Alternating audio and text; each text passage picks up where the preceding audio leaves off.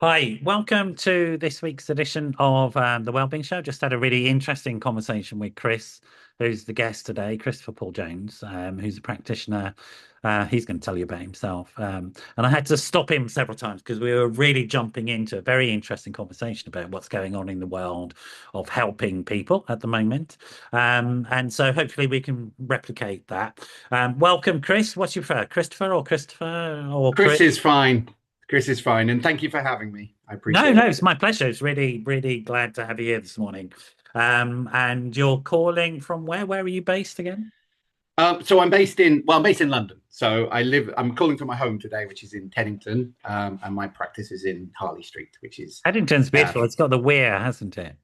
it's always got Bushy Park. They've got the Thames there. Yeah. It's a beautiful part of, I cycle out there quite a lot during the summer. It's one of the most beautiful bike rides is down through mm, the Thames on the South Bank and all the way out towards Richmond and all yes. that. Oh, yeah. All this area is very nice. Apparently, well, Teddington, Richmond Borough, apparently happiest borough in the UK, so they say. I don't know if that's true, but Because you that's what live they say. there, do you think? Well, obviously, when I moved there, yeah, the happiness levels obviously Did it went up. just went through the roof. So there we go. Yeah, And you're sort of in your roof at the moment, by the looks of it, I aren't am. So you? this is my sort of office loft conversion thing. So this is where I do a lot of my sort of Zoom calls and things. So are you Um, from London originally, Chris? no, I'm from the Midlands originally. So I was born in Worcestershire in the Yeah. Midlands, and then I went to university in Farnborough, Surrey University, and then I never left really, and I Okay. stuck around, and then yeah, and I haven't left Interesting. since. I'm originally from Birmingham, so Oh, okay, right, I, yes. I left So, as soon as I could. whereabouts in Birmingham? Just out of interest. I was born in a place called Alum Rock. Okay, Um, well, it was actually Aston Aston, Expressway or Middleway. Aston. My It was, my mom is my mom was brought up in Aston, so yeah. So and that back was then it the was sort of even yeah, Irish slum at the time, which yeah, is my parents were Irish immigrants, and so I was born in right. tenement there, and then we moved out to Alum Rock, and then to Kings Norton on the south of the city, which Oh is yes, and I know it. Yeah, it's always funny when I see my family because they're to them I sound London, but to anyone in London, it's the flat vowel sounds, it's the yeah. castle Yeah. and Bath that gives it away. They're like, you're northern. And so, But what did you? So, tell me about your background. You grew up in the Midlands, a large family, yeah, small family, migrant. What yeah. did? I mean, it was a medium. I had one brother, and my family fairly, standard. We lived in a village called Wildmoor, which didn't even have a shop, and the bus went every sort of I don't know every week. Yeah. It was very very remote, and I would say I think that's why I kind of like places like Richmond and Teddington because I do like the greenery, but I also Yeah. like to have the sort of London life as well. So the combination of both is always good. And it's But interesting because the Midlands has a lot of greenery. yes, yeah, Birmingham does for a mm, place that's also called the Black Country, which is from its industrial yes, base. yeah, It is quite pretty these days, more canals and yes, beds and all that. Those stats about Birmingham certainly. yeah, yeah. But you moved to university sort of to the south of England. Was there a reason, or it was where your course was? It was the best course. Well, it was the best course I could get into at the time, Okay. it did seem like the best course. And at the time, for before I got into therapy, it's to be close to London seemed to be the most appropriate for the work I was looking to do back then. Before I completely changed careers, so What did you um, study at university? I Just studied media, I had a background in sort of so I studied media, and then I worked as a cameraman and editor for many years, for about well, yeah. so many years, about 10 years, I think it was, after Right. uni. So I filmed documentaries and things like that.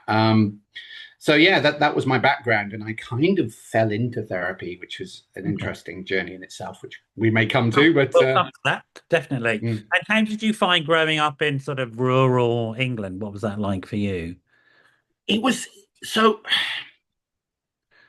it was it's good. It's good to be in countryside. It's nice to be in nature, but it was quite lonely. There wasn't that many people, and as I say, it was very hard to get around without a car. So there was there's good and bad. I think it certainly made me good at being in my own company and Yeah. enjoying nature. But you know, it took me a bit longer developed social skills, put it that way. I wasn't really Sure. used to talking to people. I was quite a little bit shy, I think would be the way of saying it, a bit withdrawn. Okay. So Was that the attraction to the media then, working in film and television? Because there's the tech side of things. yeah, well, it was, and that's the thing. It's like being behind the camera, you know. So Yeah. I was kind of observing, and you kind of just from a distance, which some of those skills translate to working with clients because being able to read people and watch is sometimes very useful. Sure. But also being able to put yourself forward and project your ideas is something that came later in life. I did a lot of theatre acting, and I found it helpful Yeah. just in terms of managing roles and scripts and all that sort of stuff, which are actually just quite useful life skills. Yes, absolutely. Yeah. Role repertoires and sort of, I imagine sort of being behind the camera, you can sort of frame things and understand things, gives you a different type of perspective. Yes. Yeah. But also maybe also Mhm. a bit of a fantasy of control and power and all that sort of stuff. I mean, you know what? This is probably the most I've ever thought about it. Possibly, I would say that's probably more a director's role. Because, Okay. so certainly for sort of more documentary stuff, you're more just observing the situation and reacting and seeing but trying to predict what's about to happen as well, because you're like, I think this person's about to say something, so I have to pan the camera, that kind of thing. Right. But yeah, no, I think being able to sort of passively observe, so you're there but you're not there, Yeah. and It's a kind of particular culture as well, the sort yeah, of film and television industries. yes. So I've worked a bit in that stuff as well. Mm. Well, And yeah. And when I started to, get big in my therapy career, and I started being in front of the camera, people were like, "Oh, you've done media." I was like, "I've never been in front of the camera. It's a yeah, right. completely different skill because one, as I say, one you have to be very away from it, and one you have to kind of perform, and so." But to your point, I definitely recommend that people learn acting or presenting skills, or even if it's stand-up comedy, just to be, certainly if they have social issues, it's a good way to be out there and Yeah. learning to interact. But yeah, media people tend to be quite cynical. That's what I would say. That the camera people especially are quite bitter and cynical. Yeah, it's also very male, isn't it? As an Yes, industry was. I yeah. mean, I not mean, so much now, but it certainly was. yeah, Yeah. yes, absolutely. I think they're evening it out. But yeah, it definitely was quite well, and certainly the directors as well. It used to be kind of a boys' club. So when I was in like Pinewood and places like that, there's a lot of these old directors just hanging around the bar, Yeah. chatting about the good old days. So, yeah. Yeah. Um, Did you and I enjoy your think, time doing that or? yeah, it was a great deal of fun. I still, so I was shooting some videos recently where I was in front of the camera and had a director friend of mine shooting, and yeah, it's nice to be involved in that. And I think I might have been annoying a bit because I was like, okay, we could do it like this. And he's like, you do your job, I'll do mine. I was like, all right, fair enough. Yeah. So yeah, it's still quite fun. I think yeah that I've always picked careers that I've enjoyed. So I never made decisions based on financial, which is that a good thing or a bad thing? I don't know, but I mean, there's different strokes for different yeah, folks. I've always yeah, followed my heart and been lucky and accidental in life. mm, I wouldn't recommend that as an approach, but yeah, it's worked for me. That's all I yeah, can say. I do find it a bit sad, I think, for young people these days. There seems to be a lot of pressure on them to figure stuff out at a yes, very early age, and sort of like, I mean, maybe that works or maybe it doesn't, but I think the evidence is emerging that it doesn't work yes, so well. mm, And that approach where you can find yourself a bit more as a human being seems to make more sense, I think, to me, yes. Well, certainly. and I think it was Wayne Dyer that said it well. It's like you're trying to, you know, when did you decide to do this career? Oh, when I was 16, 17. And it's like, would you take career advice from a 16, 17-year-old? And it's like you change, you evolve, your Yeah, ideas come in. So you've got to, I think having a direction and then being open to where that direction takes you sure. seems to work quite well. But you didn't stay in film and industry, the film and No, television industry. Sorry, I'm looking for no, my light switch, which is on the you floor. carry on. Found it. There we go. Just realised it's going to get a bit grim here, the light. Right. You didn't say any. Was there a reason for you leaving, or was it a natural I, evolution I was on? so it's when I discovered how to help people. So I don't know how much you want me to go into my background. As much as you Uh, want. so I had obviously, I had social phobias, which led into public speaking. I was terrified of public speaking, this kind of thing, and I was terrified of flying. Now that all stemmed from back. I was filming some snowboarders from a helicopter, and I was attached to the outside filming. Now this was before, I guess, drone technology was a thing. So we're filming these snowboards coming down the mountain. Beautiful, and to be fair, a bit nerve wracking, but I was focused on that. Get off the helicopter, and we head home. It was like the last shoot of the documentary, and then I hear the news that helicopter had crashed half an hour later. Wow, the one you'd been Yeah, on, right? one I'd been on. Now there was a couple of factors. So what they do, I don't know if you ski or snowboard, but basically they have ski a bit, yeah. right. So they have to clear the mountain at night time. So they use controlled explosions. So that they had actually put these explosives on the helicopter, and the helicopter was showing off, ducked under the cable cars, and then the engine stalled and it crashed into the mountain and exploded. Yeah. And so I because I was away from it, and again, being cameraman, being distant, it didn't really hit me. But then there's this thing called pickup where we had to get some extra shots. So we fly back out. And again, I'm standing with these snowboarders in the snow, and they go, "See that scorch mark? That was the helicopter you're on." And in that moment, I'm like, I'm never flying again, So I created these phobias. And then I happened to be hired to film for a guy quite big in his field, well, the top in the field, and he was showing how to get rid of problems really quickly, how to decondition these emotions. And I didn't know. I always thought back then that therapy was just talking about your childhood for the next 20 years. I didn't realize the word Mr. Freud, solution. Where are you? Yeah, yes, exactly. And I was like, gosh, this is amazing. I'd like to learn some of this because I want to help myself, really. And then two people came up that also ran courses and said, "You do videos. We need videos for our courses." And I went, "Well, that's good because I want to learn this stuff." And so we started. So my first experience was actually just trading my skills. Can I go back a little bit? There's some words you're using that I think might need some explanation for people who don't understand. Sure. You said you created your phobias, and I want to pick up on that, not because I disagree, but people might find it a bit judgmental or brutal or unpleasant even, and also the idea of deprogramming. So can you be I'm using think maybe about not using the technical creating phobias, what that means? So it means you've linked danger to something that isn't statistically dangerous. So you have, and the thing I always say to my clients is, you are doing something to feel happy, to be sad, to be fearful, albeit subconsciously. And so everything we do has a recipe to it. So with fear, yes, it's an automatic response subconsciously, but we're doing something with what we say to ourselves, what we picture in our mind's eye, with what we believe, with what we feel, with how we breathe, with how we hold. There's some sense in which we behaviorally reinforce what's exactly. And so it's finding those rests. So it's like, okay, when don't I do this? And so with something like public speaking, it's like, okay, well, when I'm with my friends, I don't do it. Okay, so what's the difference between talking to your friends and talking to the CEO or whatever? And it's like, I don't believe I'm going to be judged. So the belief there is that I'm going to be judged. So that is what I mean by, so when you work on that belief, when you change that belief, you're going to change how you feel, potentially. I mean, there's normally more than one layer to these things.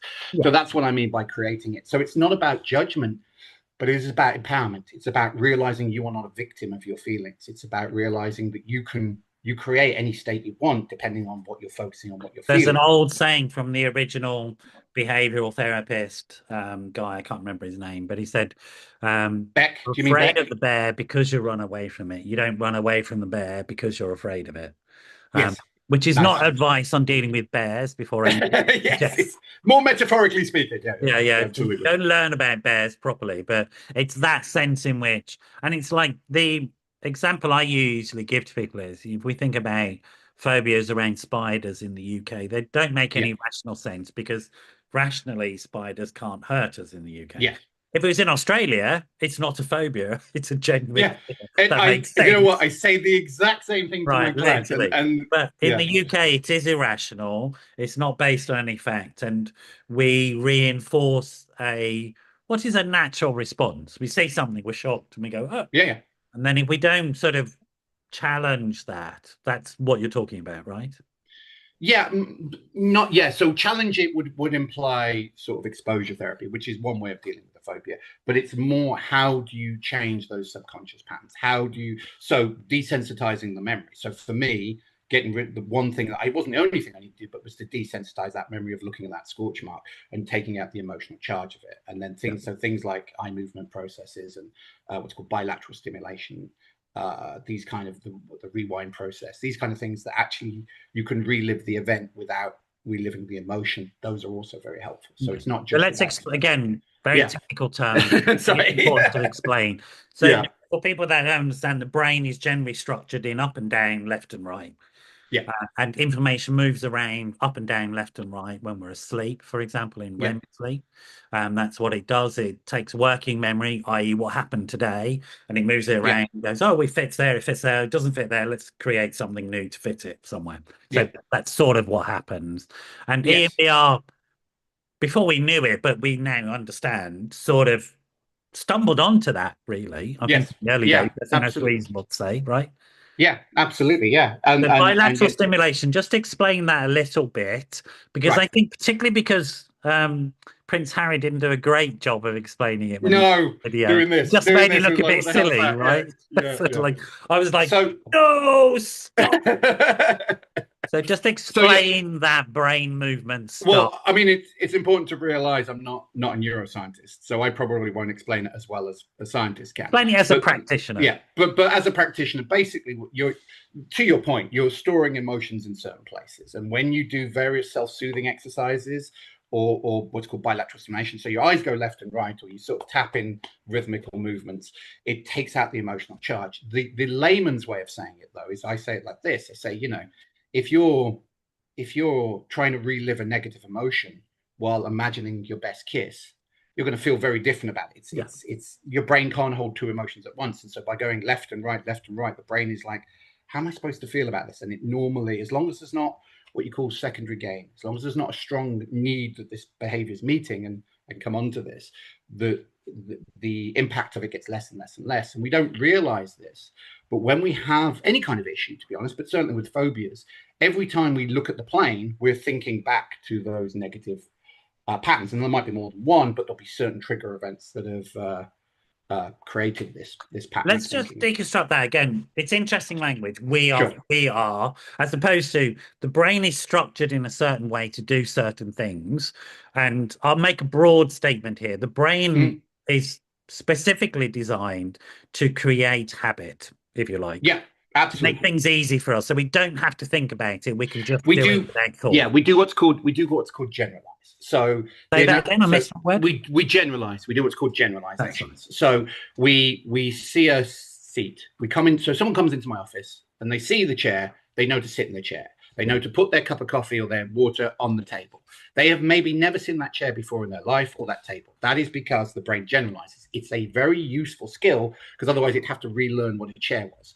But when you Exactly. have a bad experience, when you have a traumatic experience, when you have a negative association, then that thing can become generalized to all dogs are dangerous, Yeah. all planes are dangerous, all public speaking is going to be Yeah, and embarrassing. more than that, we can also inherit it through the amygdala into uterine as Sure. well. So we can inherit several Yeah. generations of stuff, and this stuff Yes. works whether it's inherited or it's developed through Yes. lived experience. It's still to do with changing how we're what we're linking in layman's terms, what we're linking pain and pleasure to, Yeah, how we're so we can processing work them. simply with symptoms, if you like, as well. We don't really Yes. need the narrative and the story of what did happen. We can just notice No. symptoms. Yeah, and sometimes just talking about it can actually reinforce the fear, because every time you're going back without doing something to separate yourself from it, you're actually reliving the So fear. remember So I said before we yeah. started, Chris, this is what we need to be talking about. I knew we'd get right into it. You know what I mean? I Yeah. knew we would just get Yeah. right into it. Let's go back a little bit though, before Yeah, go you on. became like this.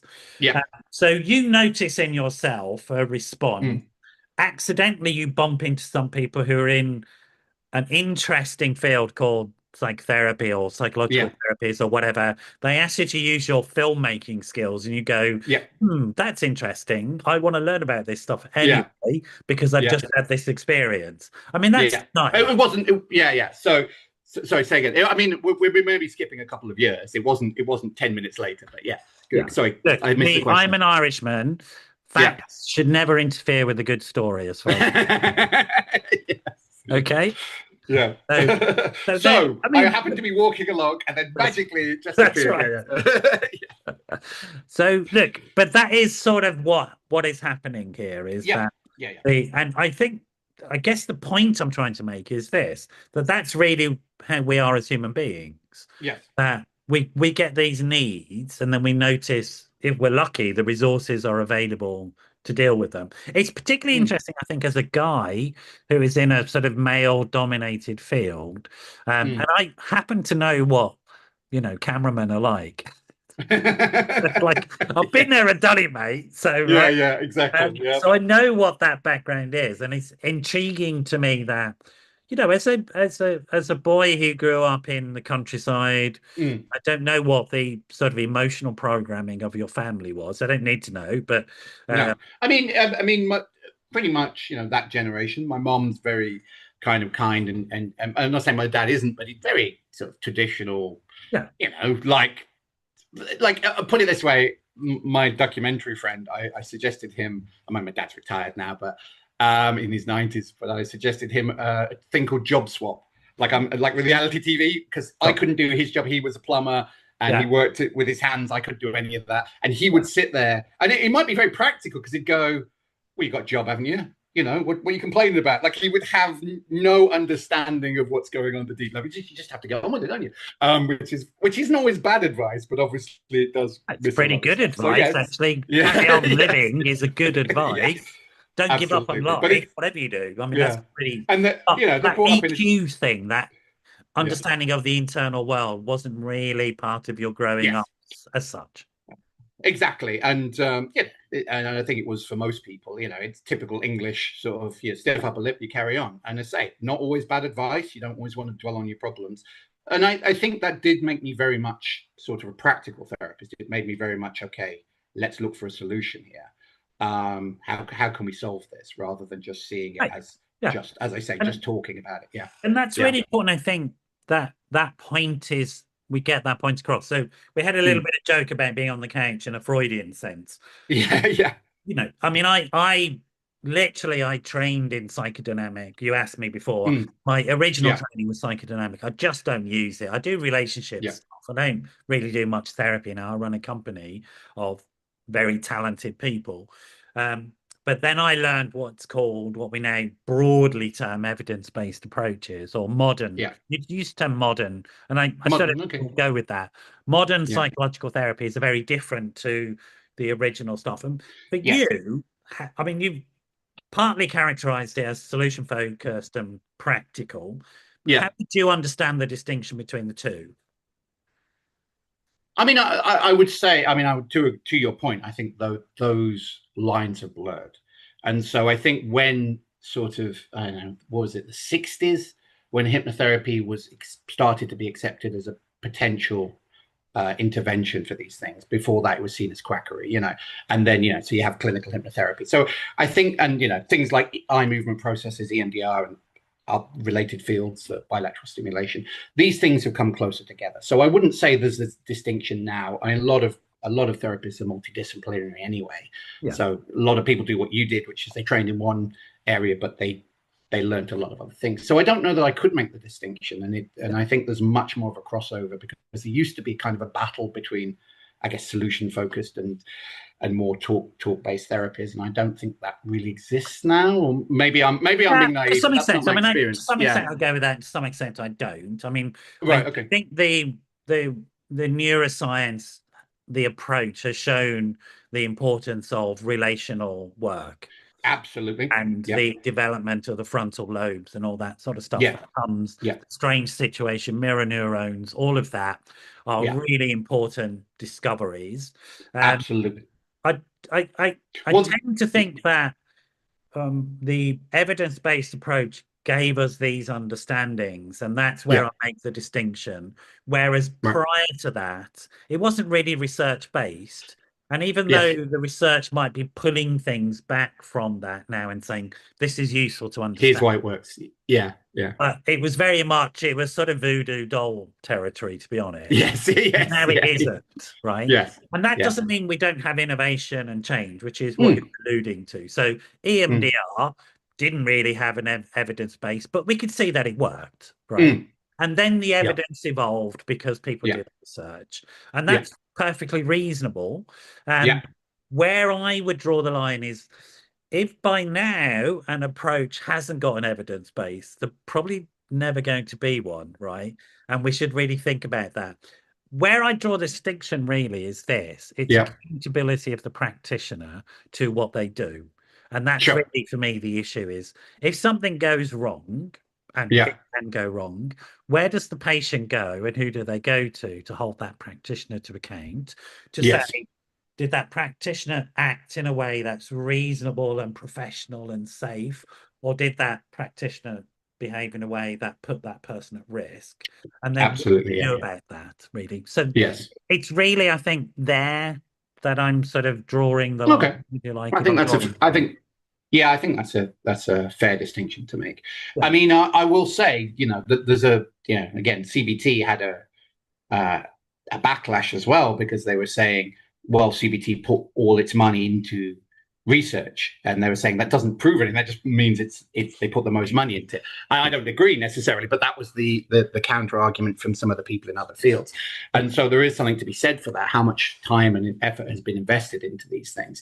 Again, it's like like yoga and meditation. I mean, that was all seen as voodoo, and then it turns out that there's certain things happening with the brain when you take deep breaths, when you center yourself, and there's all Absolutely. sorts Yeah. of Yeah. chemical responses. So, and again, this was known about whatever 5,000 years ago. It just didn't have a label, and back then it would have all been put into sort of language that doesn't work with the scientist. Been put in very spiritual language. So, and I'm, again, you say, cameraman, I'm very cynical. When someone puts something in very spiritual language, I will be quite dismissive of it. And I shouldn't be, because I'm like, maybe that's the way the culture is trying to describe it, or the individual, because they only know Yeah, what I they mean, know. I get that. I mean, the Yeah. sort of anthropological approach is really important, Mm. and having Yeah. respect for other cultures, but also at the same time, if I'm charging somebody some money for something, they have Oh, a yeah. reasonable Prove expectation it. to go, Yeah. what are the Yeah. outcomes? When are the outcomes coming? Absolutely. And if I don't Yeah. get them, can I get my money back, please? And that is exactly It's a the and reasonable yeah. expectation, isn't And it? this is the point. And this is the point. And so you have there's different types of clients. So some people are much more, feeling based. Some people are much more visual. Some people are much more Yeah. analytical. And of course, most of the people that are very analytical are like, okay, I need to know the science and how does it work and exactly give me the details of the new. And someone else goes, yeah, oh, I feel better, great. And so it's also how do you appeal to them? But as I say, it doesn't. I can give you all the science all day long.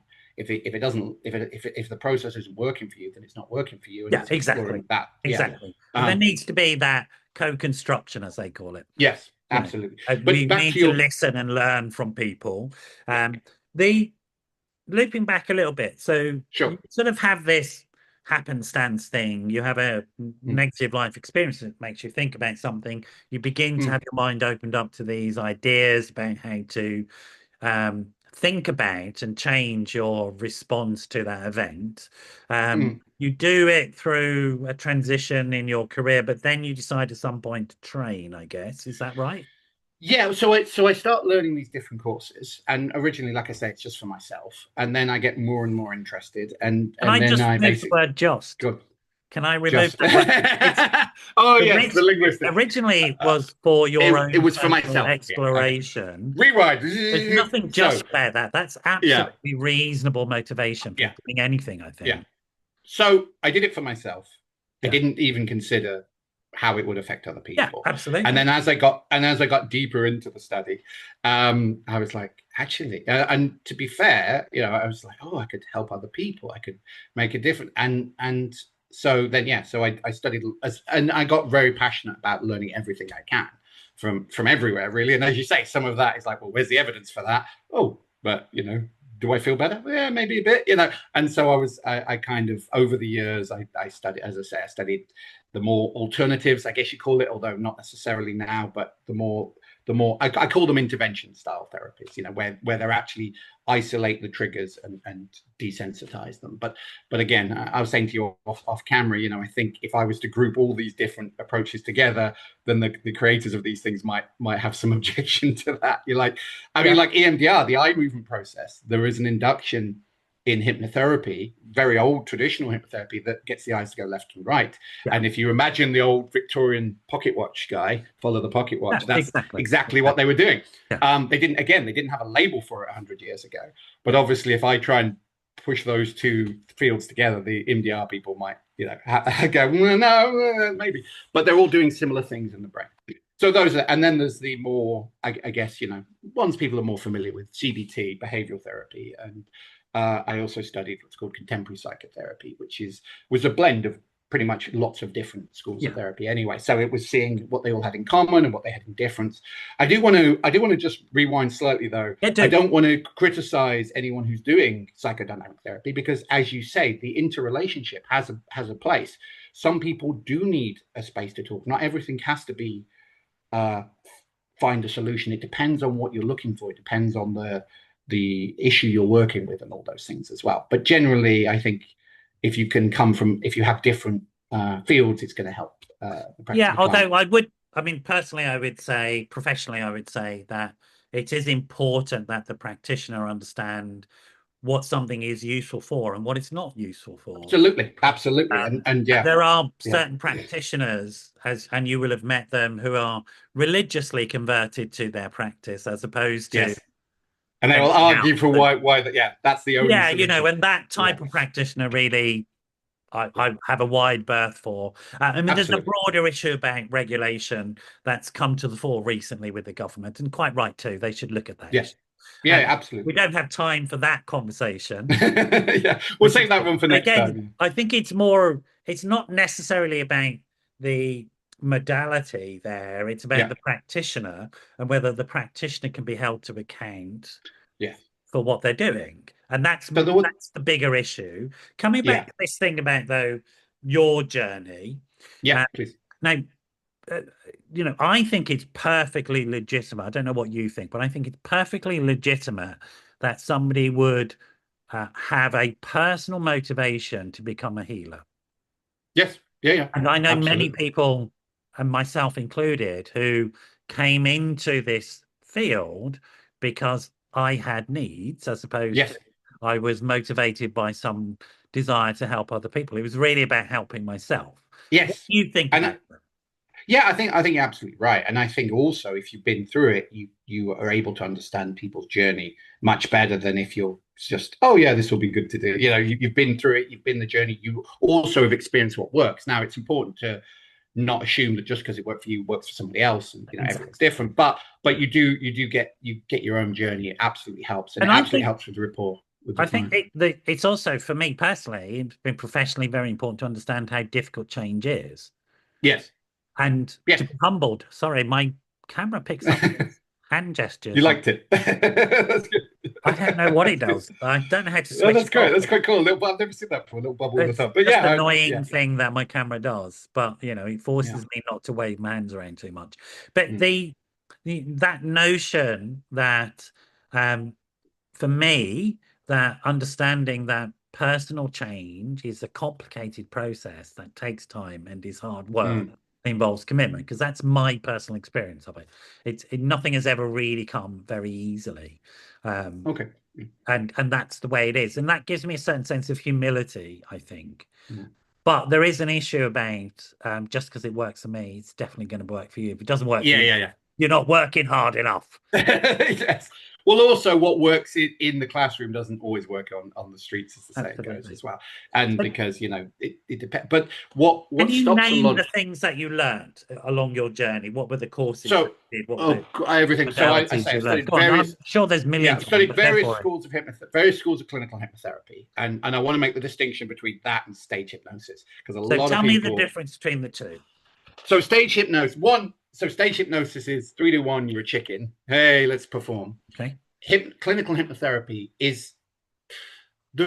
depends on the school, but it's not that dissimilar to forms of mindfulness, which is you're quietening the analytical mind so you can get the emotional mind, or the subconscious or unconscious. You can communicate with that part that doesn't work on logic, doesn't make sense, but is holding on to all your beliefs and thoughts and emotions and memories. So it's a way of getting to solutions quickly. It can be, but there's various different schools, and some are much more directive and some much more not sort of like, you're going to feel better now. And if you have like the Ericksonian style of hypnosis, which is much more linguistic based, and it's much more how you guide someone into a more relaxed state. But again, it has a lot of fear. I mean, hypnotherapy comes with sort of two ideas. Either it's come on then, fix me, and people think it's like a magic wand, or oh my God, you're going to have control over my brain.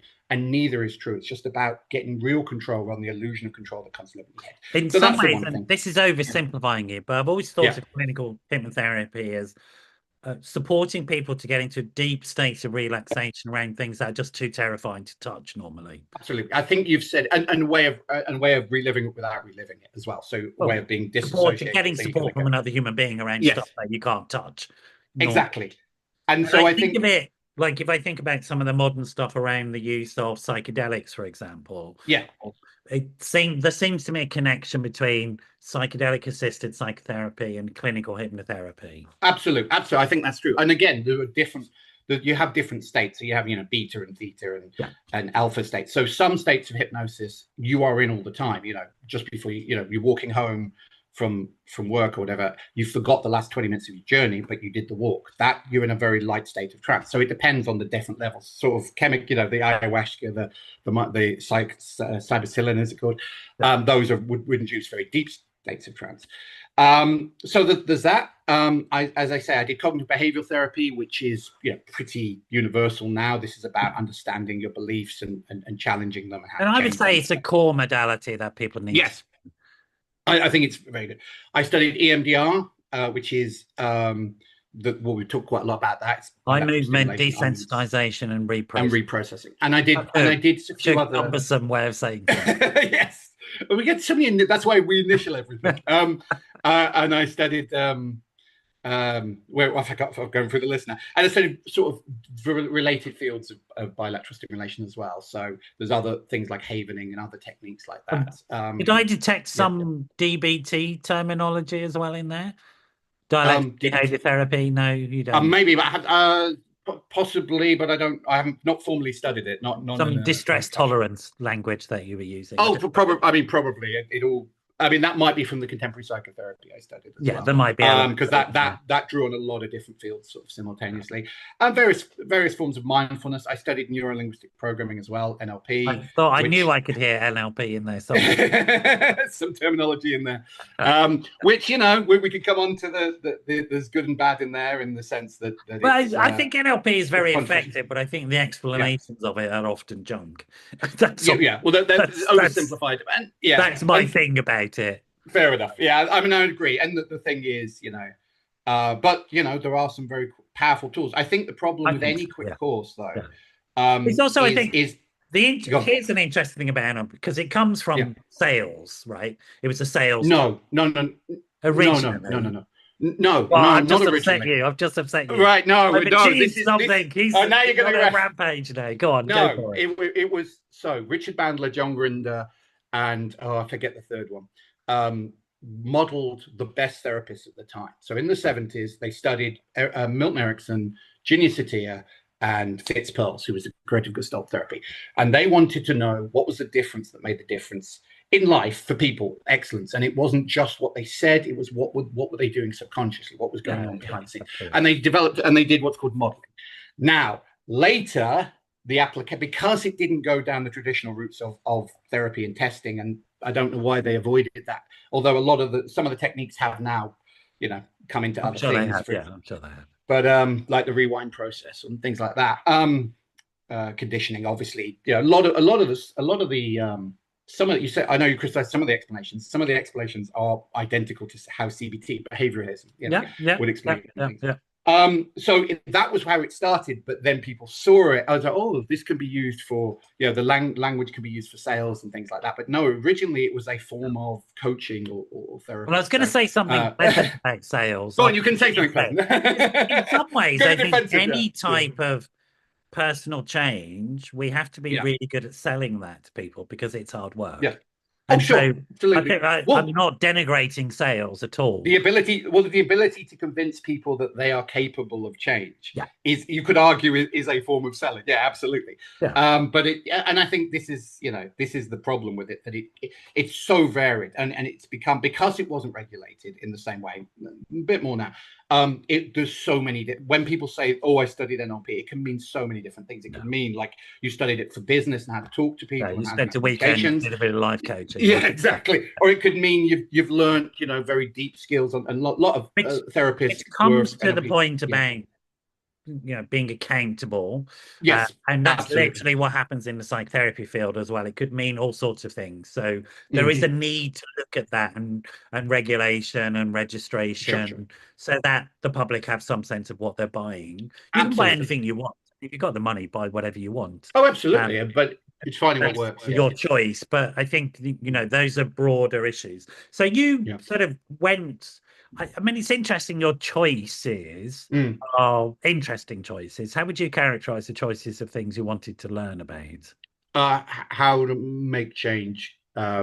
in the most effective way possible, I think, would be I mean, I how I think made decisions. that Yeah. seems clear from, and Mm. that's very much about you as a person, right? That's what you wanted. Well, I mean, I guess I say the most I've ever thought about it is probably this conversation, but I certainly think, based on what you've said, I think I am like, okay, how do we solve this kind of mentality rather than, and Right. you're absolutely right. You can't just rush in, because you do have to build rapport and have connection with the person you're talking to. But it is about, okay, what are the building blocks? I'm talking in very layman's terms here. What are the building blocks that make up this pattern? And how do you not do that? And how do you get to that place in I say quickest, but it's not necessarily quick. It's most effective way. What's best for the client, what's the most long lasting, and what's going to Yeah. not drop the person into the problem. I think But not make them also, there's a re-engage. lot of what you're doing in the background of this is how Mm. are we consciously and behaviorally managing these internal biological processes that Mm. actually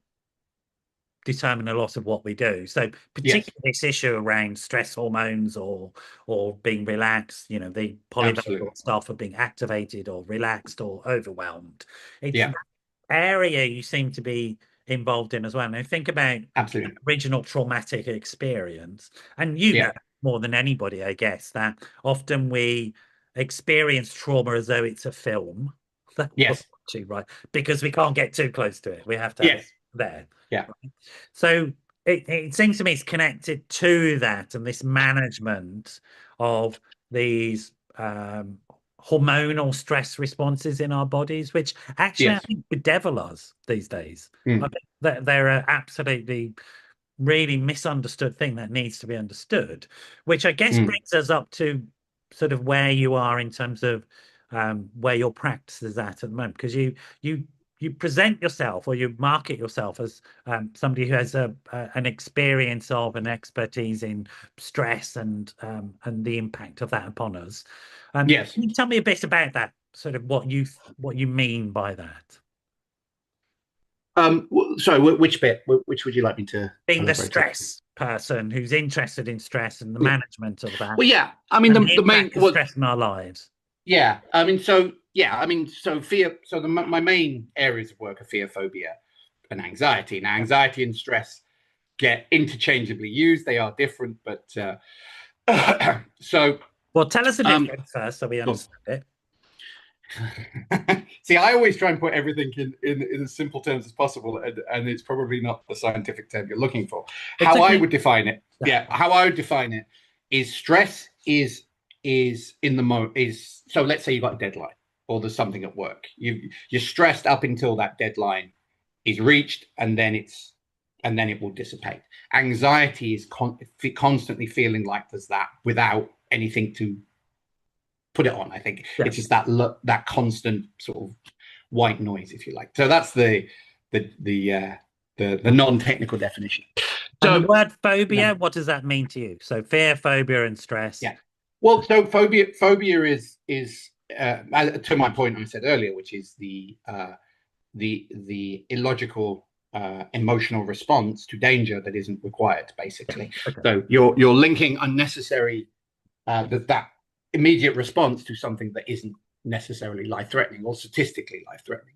So things like flying. People go, oh, well, plane crashes can happen. Yeah, but you can get hit by lightning walking down the street. Statistically, it's not very likely, but you've put it high on your priority list. And as I say, something like public speaking, there is no statistical danger whatsoever in any context. Yet, when you look at the top 10 list of fears, it often comes out number one. Absolutely. Maybe spiders, isn't it? Absolutely. Because there's something within us about, not being being singled out, not being part of the tribe, something, innate within us about, oh, what if I mess up? What if I make a mistake? So those are different. And fear, I would say, so there's two definitions, really. There's the ability, you don't like it, but you can do it. So if someone has a fear of flying, okay, I get on planes, but I don't like it. Fear of public speaking, I will public speak. Technically, a phobia is an instant reaction where you want to run or fight back or flee. So you go into the instant, reptilian lizard brain response, basically. So yeah, those are the kind of distinctions I would make there. And you got to that interest, and you present now a series of services for people, I guess. Yes, so I help people with. So a lot of people I work with come to me for flying, and they come to me for public speaking. I mean, I work with all sorts of phobias and fears and stress, but those are the main areas I deal with. And so yeah, I have a practice in Harley Street where I see people, or we do it over video call. And I work with people around the world now. I've been in various TV shows and magazines and things, so which helps. So I did a BBC show a few years ago where the girl's flying from Scotland to see me, and they're filming this, and she's. I didn't see any of this before, but she's crying on the plane. Good old TV, you see. They say, why couldn't she drive down from Scotland? But doesn't make good TV, I guess. Anyway, and so they go, stick the cameras in my face. And I was like, oh, to be on the other end of this, right? Stick the cameras in my face and go, right, you've got 2 hours, go. I was like, So, but anyway, I was, I didn't, I just guided her, but she was able to let go of those patterns. And then the video going back, she was absolutely fine on the plane and very relaxed. And so we did. Some people might be surprised at how quick that can happen. Well, yeah, I mean, the analogy I guess I would give is if you love dogs, one day you get your hand bitten off by a dog. In a split second, you go from love to fear. Yeah. If you really nice, you're in love, Chris. Yeah. If you're in love, spot on. Yeah. If you're in love, find out your partner's cheating on you. Second, you go love to anger, love to hate. So our brain with enough negative association can learn in a split second. And so with enough positive or neutral, it could also learn. Now, there is a distinction here. That's with what you call a very context-specific fear. So that is where it's complex or developmental. Yeah. So, and this is where I make this. So to your earlier point, this is where I make the distinction between a phobia and anxiety. So anxiety is a prolonged period of fear, not often when you were younger. So if you grew up, obviously the obvious ones, moving around a lot and family arguing all the time, going for a big divorce, being bullied at school. So that prolonged period of stress, that is much more. And although these people will develop fear of public speaking and fear of flying, it's not a specific trigger in time. It's a few. So that is generally a longer process too. So I want to make that distinction there. Not everything is, as you said, is not instant, but also not everyone aware of the triggers. Both are true, aren't they? Some of it can be really quick, and some of it takes a bit more time. The techniques, I guess, are pretty similar that you would use. But yes, I mean, more complex stuff. The understanding of it. So my understanding of EMDR, for example, is with complex trauma and developing in there, you would develop what are called memory strands or memory events, right? And then you would deal with them as much as possible like that, depending on what's more apparent for the person. Is that sort of similar to what you do?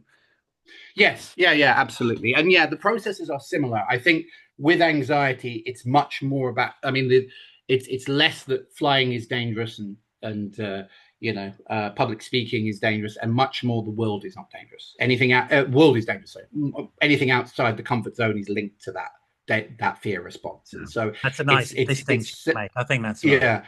So it's settling the body as well. So with the more context specific triggers, you can sort of do what's called scrambling memories and that. You need a bit more of a self-soothing approach. The other thing, I do want to get onto this because it's the important thing that I think a lot of practitioners miss and a lot of therapists and coaches miss, is what you call secondary gain. Now, I'm sure you're familiar with this term, and I maybe what a lot of people misinterpret what that means. So everything we do on some level is trying to serve a purpose subconsciously. And whenever I say that to like a group of people, first thing you get the person and go, "What about a psychopath?" And I go, "Yeah, to them in their own, mind, their own, damaged mind, whatever you would call it, yeah, their issue. It's their way of getting significance or power or control. Doesn't mean it's good for anybody else, but it's a need that's being met. Now, very often with a fear, with a phobia, with anxiety, with stress, it's a need to try and be ready, prepared, or protected. Now, fear doesn't do that. It does in the moment if you're in real danger to be able to run away, fight back, or play dead. It doesn't to hold on to it from the past. The lessons might, but the emotion doesn't, and it doesn't to protect you into the future. Yeah. But the subconscious doesn't know that. The unconscious doesn't know that. And so sometimes the reason people hold on very tightly to their fear is because it's their way of, it's like their armor. And so working with the emotional mind and teaching the body that it's actually safe to let this go is also another strand to sometimes working with. Certainly more stress and anxiety. So say more about secondary gain. What is the secondary gain then? So it would depend. Any behavior, there is a meaningful reason behind it, which will be reinforced, whether that meaningful reason is positive or negative. Yes, you always say it in much more articulate ways than I do. It's very good. I'm behind the camera. Right. That's all. I'm just behind the camera. Yeah, that's absolutely right. Yeah, and so understanding that is useful because, well, it's not. It's more learning. Yeah, so it's understanding that, because once you can find a better way to meet that need, you can feel. So, for example, someone can have a need to feel important, and they can do that through helping people, or they can do that through bullying people. Exactly. And so. Exactly. So when the subconscious realizes there's a higher way, the more beneficial way to meet that need, it becomes easier to let go of the fear. And also, my experience clinically is this: when you're working with kids, for example, you're only working with the secondary need. Yes. Depending on absolutely. Generally, that's what, if you meet those needs, everything's fine.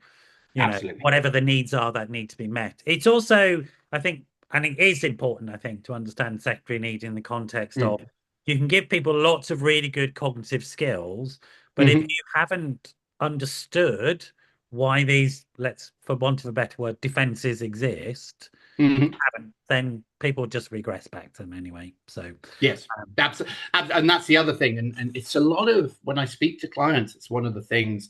It's almost like playing whack-a-mole, It's exactly. They'll go, "Oh, I tried this, and I felt good for 2 days, but then I felt," and that would be a strong sign that the underlying need has not been met, and so it has to revert back to the old pattern. And I think that's where the sort of interrelationship stuff really comes in. My early training in that, particularly the attachment focus, forming relationships, absolutely. Because ultimately, if we can transfer these needs into healthier relating with another human being, game over. We've done it. Job done. Absolutely. You know what I mean? And then we have a nourishing life. Absolutely. We're sort of at the end. I mean, okay. Conversation. Oh, just getting warmed up. I was just getting warmed up. I know. I can see it in you. Like, hurry up. I love that. The neurological truth that you fire one brain cell and they all go. Yes, yeah. And like when you learn to live in that way, it's okay, isn't it? Rather than trying to narrow it down. It's like, absolutely, follow it. It's creative. It's interesting. It's fun. I would encourage people to do it. So you've got to practice face to face on Harley Street. Where is that? What's it called? Well, it's so the practice is me. So it's Christopher Paul Jones. So if people are interested in finding out more and watching some of the videos and things, you go to christopherpauljones.com. Okay, so that's your website. Are you on socials as well? Social media? Am I on? Yeah, media again, if you type my name into all of them, you'll find okay. me. But I think it's me, and that would be your website, christopherpauljones.com. Yeah. Have you got any books or anything like that? I have. So I've got Face Your Fears, which is available obviously in a lot of bookshops. It's available on Kindle. To the camera a bit more so people can see it. Yeah. Sorry. Bill. There we are. So it's called Face Your Fears, and it's 7 steps to overcoming fear, phobia, and anxiety. And basically, I talk through. So I go much more detail into the science of how a phobia gets created. Yeah. And then I go through this 7-step process, which is basically the amalgamation of all the things I've found to be most effective. Yeah. And so looking at what's the beliefs that are behind this and all those other things. Looking at the past, what you're doing in the moment to feel that way, the future, Right. the anticipation, and the secondary gain, and then various techniques to how to change that. So some very simple Brilliant. tools from breathing to some of the eye movement things to scrambling processes. So yeah, You do and talks as well in corporate business and all that I sort of do, yeah, I do two talks. I haven't got anything coming up at the moment, but I do thing? two talks and trainings from time to time. So, Brilliant. so just if you go to the website, Full fat you can. service, as I might say. Yes, exactly. Yeah. I also, for people who aren't in the UK, as I say, I do it over video call. I also do what's called the VIP package, where I will fly to you and work with you for a day or two. But that is, it's tends to be for celebrities, and I mean the last person I did it for, I can't say, but yeah, I Yeah. was. It's a bigger package. Right. So Brilliant. Look, Chris, fantastic to have you on today. Really interesting conversation, interesting person. Look, folks, I hope you enjoyed that as much as I did. it's And that amazing. you Yeah, got something some great from it. conversations. We'll circle back with you again at some point, Chris, and come back and I'm going to learn how to turn that bloody annoying thumb thing. I like it. I think it turns up just at the right time. It's great. Oh, you're in the middle of a Thank you setup, so much for right? having me. No, it's great to have you on. You stay there while I say goodbye to folks. Hope you enjoyed it. As you're watching this, remember this was pre-recorded. Do get in touch if you have questions. 07506 319 745 on WhatsApp is easiest. Don't call me because I'll probably be out doing something and you'll get a grumpy old man response. So send me a message and I'll get back to you. And I'm sure Chris will be delighted if you reach out to him through his website and ask him questions. So lovely to have you on. You stay there. Thanks everyone for joining us, and I shall see you at the next episode of the Wellbeing Show. Have a great evening wherever you are.